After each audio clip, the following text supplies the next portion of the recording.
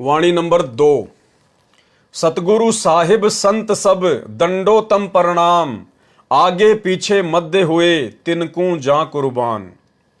सतगुरु यानी सतगुरु रामपाल जी परमेश्वर।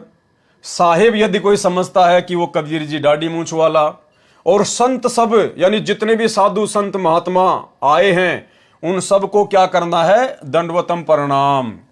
लेकिन भाई और बहनों, हम तो सत्य भक्ति कर रहे हैं, और हमारे को तो गुरुदेव भगवान ने बताया कि 7 दीप नौखंड में गुरु से बड़ा ना कोई। गुरु बड़े हैं गोविंद से, मन में देख विचार। और दंडवत प्रणाम तो केवल अपने गुरु भगवान को ही किया जाता है, और किसी को हम दंडवत कर ही नहीं सकते, क्योंकि एक कै साधे सब सदें, सब साधे सब जाए। अगर सभी को दंडवत करोगे तो भक्ति नष्ट हो जाएगी। और माली सींचे मूल को फले फुले अघाए। जो ज्ञानी भगत होगा, माली अर्थात ज्ञानी भगत, वो तो मूल को सींचेगा, मूल की पूजा करेगा, अपने गुरु की पूजा करेगा, जो भक्ति का मूल है, जिससे पूरी भक्ति फलेगी। तो यहां पर इस प्रकार से क्यों कहा है कि सतगुरु साहिब संत सब दंडोतम प्रणाम, और आगे पीछे मध्य हुए यानी जितने भी हुए आज से पहले या आगे होंगे, तिनकू जा कुर्बान। लेकिन इसका अर्थ क्या किया है परमात्मा ने, वो हमने समझना है। सरलार्थ, आगे पीछे व्यक्त रूप में स्वयं था। क्या कह रहे हैं परमात्मा? कि आगे और पीछे यानी आज से पहले जितने भी संत महात्मा हो चुके हैं, इस यथार्थ कबीर मार्ग में, कहते हैं उन संतों के रूप में स्वयं ही ये परमात्मा था। ये कबीर परमात्मा स्वयं ही था। आगे पीछे मध्य हुए, आगे पीछे व्यक्त रूप में, यानी 350 साल पहले आदरणीय गरीबदास जी के रूप में ये कबीर परमात्मा सतगुरु रामपाल जी स्वयं ही था। 650 साल पहले काशी के बनारस में कबीर दास नाम से यही कबीर परमात्मा सतगुरु रामपाल जी भगवान स्वयं ही थे। और आगे जो लाखों साल ये भक्ति मार्ग चलेगा, तो परमात्मा भिन्न भिन्न रूप धारण करके आप और हम भक्तों के बीच में रहेंगे, ताकि ये भक्ति मार्ग लाखों साल चले। तो कहते हैं आगे भी यही परमात्मा स्वयं ही धरती पर होगा अपने भक्तों को संभालने के लिए। तो कहते हैं आगे पीछे व्यक्त रूप में स्वयं था। उनके ज्ञान से परिचित तत्वदर्शी संत चाहे पहले हो चुके हैं, जैसे आदरणीय गरीबदास जी, नानक जी, दादू जी, चाहे वर्तमान में हैं, जैसे वर्तमान में स्वयं सतगुरु रामपाल जी, चाहे भविष्य में परमार्थ के लिए प्रकट होंगे, यानी स्वयं परमात्मा को इनको रूप बनाकर भक्ति करवाने के लिए जो है ये प्रकट रहेंगे, वे सब विशेष आदरणीय हैं। यानी सारे रूप इस भक्ति मार्ग पर कबीर परमात्मा स्वयं ही निभाता है। आज से पहले जितने भी तत्वदर्शी संत हुए, वो भी सतगुरु रामपाल जी भगवान ने सारी भूमिका निभाई। वर्तमान में जो तत्वदर्शी संत है धरती पर, वो तो स्वयं सतगुरु रामपाल जी भगवान है ही, स्वयं ये कबीर परमात्मा है ही। और आने वाले समय में, भविष्य में किसी भी संत का रूप धारण करके परमात्मा प्रकट रहेंगे, तो वो परमात्मा भी सतगुरु रामपाल जी भगवान ही होगा।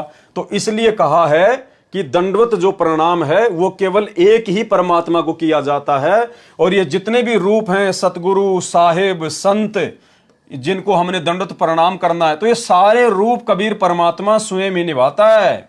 हम नित्य नियम की वाणी संख्या 52 और जो है 53 को ध्यान से पढ़ेंगे तो हमें पता चलेगा कि साहिब से सतगुरु भय और सतगुरु से भय संत, और धर धर वेख विशाल अंग खेल आदि और अंत। तुम साहिब तुम संत हो, ये परमात्मा स्वयं ही साहिब है, स्वयं ही ये संत है।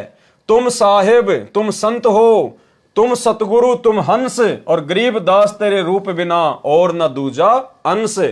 तो हमने केवल अपने गुरुदेव सतगुरु रामपाल जी परमेश्वर जी को ही एकमात्र दंडवत प्रणाम करना है। जब हम अपने गुरु जी को दंडवत प्रणाम कर लेते हैं तो सभी को दंडवत प्रणाम हो जाती है, सभी का आदर हो जाता है, सभी का सत्कार हो जाता है। बाकी जितने भी हैं भगत या संत कोई भी हैं, हमने उन सबको हाथ जोड़ के आदर के साथ में नमस्कार करना है, प्रणाम करना है। कहने का मतलब यह है,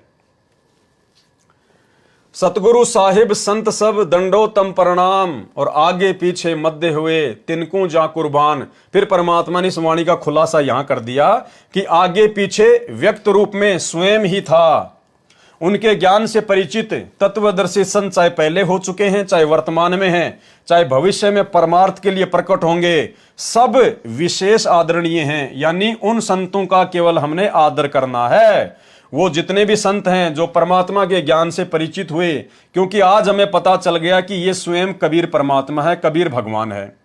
अब परमात्मा ने भिन्न भिन्न रोल अदा करके जितने भी तत्वदर्शी संतों की भूमिका निभाई है, आदरणीय गरीबदास जी महाराज जी की भूमिका निभाई, दादू जी की भूमिका निभाई, संत घीसादास जी की निभाई, संत मलुकदास जी की निभाई, नानक जी की निभाई हैं। तो परमात्मा कह रहे हैं कि जितने भी रूप परमात्मा ने बनाए, जितने भी रूप सतगुरु रामपाल जी भगवान ने आज से पहले तत्वदर्शी संतों के बनाए, उन संतों का रूप बना के परमात्मा ने अपने तत्व ज्ञान का प्रचार प्रसार किया।